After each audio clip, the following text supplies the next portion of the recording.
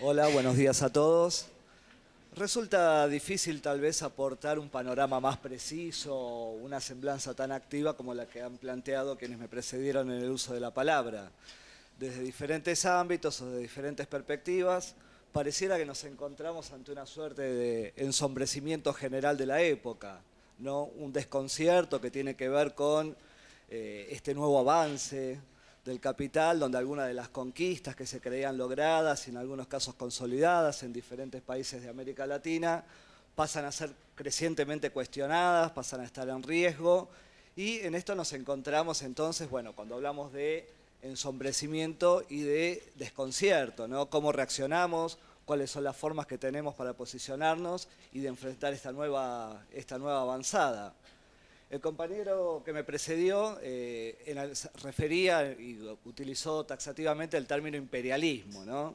Y cuando hablamos de imperialismo también hablamos de una realidad vieja, esta cuestión que planteábamos de retomar viejas cosas, viejas cuestiones, y también esas cuestiones están insertas en estos nuevos tiempos donde las cosas no se dan exactamente de la misma manera.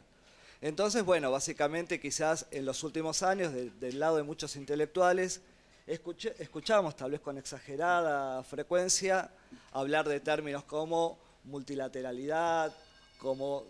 poderes emergentes, escuchamos hablar de BRICS, de nuevos grupos, y la verdad es que el panorama actual de los últimos acontecimientos que se han dado en América Latina en los últimos 2, 3, quizás 4 años, y tal vez más, nos está hablando de que hay un proceso donde la potencia imperial está retomando las riendas de una dominación que algunos vieron en crisis, algunos vieron en decadencia, y que bueno, habría que plantearse si era más una expresión de deseos o si era algo que se estaba forzando. Bueno, un compañero que habló antes habló de la palabra distraído por conflictos que se dan en otra región del mundo. Pero bueno, en América Latina vemos ya desde 2007-2008 que hay un nuevo reposicionamiento y una nueva forma de intervención, y un poco para colorear o para poner el eje de lo que iba a ser mi alocución, es tal vez tratar de retomar algunos de los pensamientos o de los procesos que se han dado en América Latina, fundamentalmente a la hora de pensar sobre el fenómeno del imperialismo, que por supuesto no es solo la influencia hegemónica de una potencia extranjera, sino que también tiene que ver con los posicionamientos y los reposicionamientos de las élites locales, algunas de tipo más tradicional, otras más actuales, pero que independientemente de la forma que tengan de manejarse, digamos, se articulan, ¿sí?, con este nuevo proceso de extensión de las relaciones imperialistas, ¿sí? Y en este caso en América Latina es un proceso de reflexión que se da ya desde finales del siglo XIX y principios del siglo XX, donde la evidencia de la penetración económica del capital inglés y sobre todo la ominosa amenaza que representaba el vecino del norte, empiezan a generar dentro de los pensadores latinoamericanos, bueno, una conciencia que es a la vez una alarma, ¿sí?, donde cómo se tiene que los nuevos países, los países emergentes de América Latina, cómo se relacionan con ese poderoso vecino, ¿sí?, que establece una clara diferenciación, ¿no?, sobre un país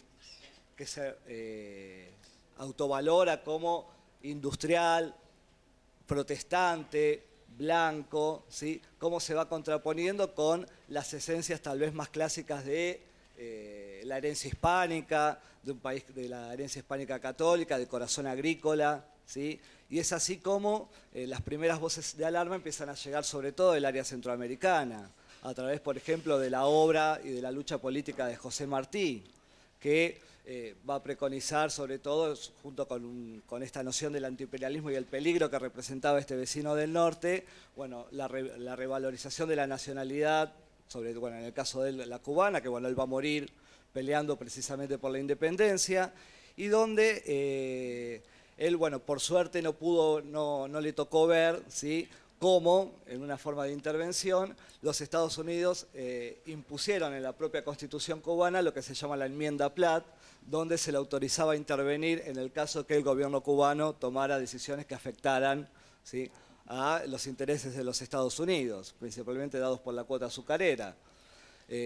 También, contemporáneamente a José Martí, está la obra de Rubén Darío, ¿sí? Que desde el modernismo y la poesía también llama la atención sobre esta amenaza imperial. En un famoso poema, Roosevelt, que por ejemplo Jorge Cafrune ha hecho un histórico recitado, donde precisamente habla de el águila que extiende sus alas y que condiciona y amenaza todo el desarrollo posterior, ¿sí? De los países. Por supuesto que había ya antecedentes históricos en este sentido, ni que hablar la guerra entre Estados Unidos y México de mediados del siglo XIX, la doctrina Monroe o anterior, donde ya Estados Unidos se insurge como una potencia potencialmente protectora,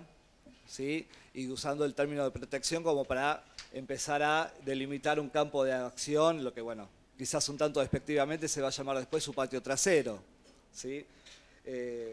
Junto con Rubén Darío y con estas tendencias que se van dando, inclusive también en Argentina, también va a ser de mucha trascendencia la obra, una polémica que se va a dar entre intelectuales peruanos, entre Aya de la Torre y José Carlos Mariátegui, ¿no? Donde un primer Aya de la Torre de los primeros tiempos de su actuación política, que tiene que ver con posterioridad a la reforma universitaria, él empieza, bueno, funda el APRA, ¿sí? Donde, bueno, se basa en un fuerte antiimperialismo en el cual él sostenía que había una clase burguesa, una burguesía nacional, la existencia de una burguesía nacional que sus propios intereses le iban a llevar con el correr del tiempo a diferenciarse del capital imperial. Estas pretensiones o estas veleidades antiimperialistas no pasaron de mucho más tiempo de los primeros años de actuación política de Aya de la Torre, que ya a mediados de la década del 30 ya empieza a desmarcarse de sus posiciones iniciales y que con el correr del tiempo él mismo llega a censurar su libro tradicional, su libro canónico, precisamente para no incomodar sus relaciones con la Embajada de los Estados Unidos. Esto va a ser respondido por otro intelectual, por José Carlos Mariátegui, donde él va a ver que la relación entre estas burguesías nacionales y el imperialismo era una relación de tal nivel de imbricación, de tal nivel de coexistencia, que en realidad no iba a ser por el lado de plantear el ilusorio nacionalismo de una burguesía nacional donde se iba a encontrar la llave, la madeja desde donde desentrañar, ¿sí? Todo ese profuso y denso y abigarrado conjunto de relaciones imperialistas que se van a ir dando, ¿sí? Con el correr del tiempo y actuando en las economías de los países. Estados Unidos mismo va a ir variando un poco sus políticas, pasando de lo que se conoce como la política del garrote, donde, como ustedes saben, conceptualizan a los países, a los pueblos latinoamericanos como indisciplinados, poco trabajadores, tumultuosos, pocos afectos a cumplir sus obligaciones y sus responsabilidades, y entonces se va a empezar a establecer todo un determinado mecanismo de intervención, desde la intervención militar lisa y llana, ¿sí? Rubén Darío, como nicaragüense, también sabe que en la propia historia de su país está inserta ya desde el siglo XIX esta manera de intervención. Esto después también va a llevar a lo que se va a conocer como la diplomacia del dólar, donde, de forma diferente a la política del garrote, de maneras mucho más diplomáticas, pero se va a proseguir una activa política en defensa de los intereses de los capitales norteamericanos establecidos de diferentes maneras en los países de América Latina, y es ahí donde empieza tal vez a encontrarse la forma moderna de penetración imperial, ¿sí? También está el ejemplo, también nicaragüense, de la lucha de Augusto Sandino, que en este caso la va a llevar al extremo de la resistencia armada ante la intervención de Estados Unidos, y esto también le va a costar la vida, pero por supuesto la vida que va a tener a través de quienes retomaron su obra y siguieron resistiendo este proceso, y bueno, que después va a fructificar en la revolución de 1979, independientemente de lo que se pueda pensar sobre el devenir posterior de los gobiernos sandinistas.